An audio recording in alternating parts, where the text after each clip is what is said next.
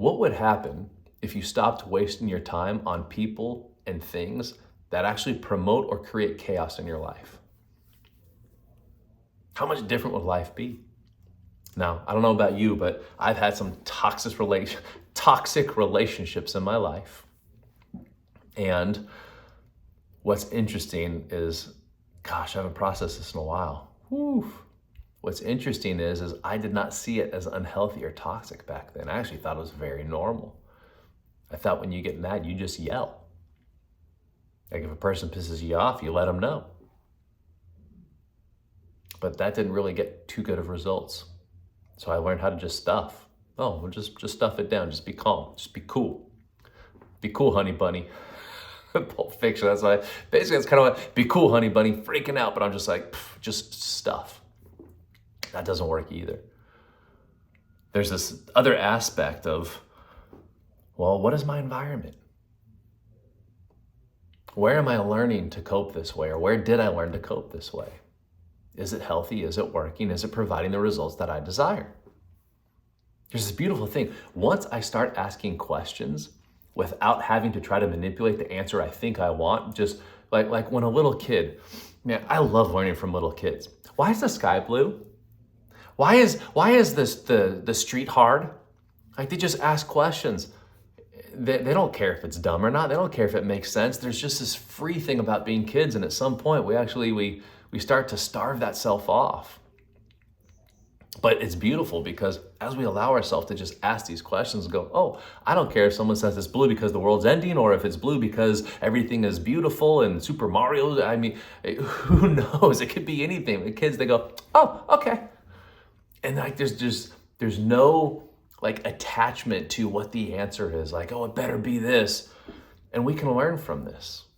We can actually learn how to ask questions without attaching meanings to it and not having it to be answered a specific way to bring us joy, but to be able to learn more about ourselves.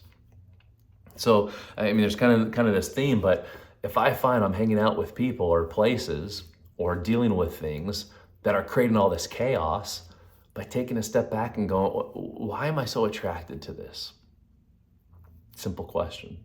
Why do I find myself attracted to the chaos? Well, because it's comfortable. Okay, why is it comfortable being in chaos?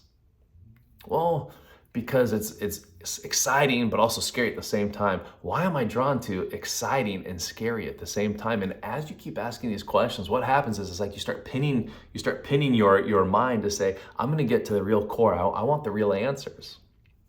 And I think you'll be surprised at some of the answers you get. If you can go like anywhere from 8 to 12 steps deep and just keep asking, why is that? Why is that? Why is that? The unconscious begins to throw up little clues.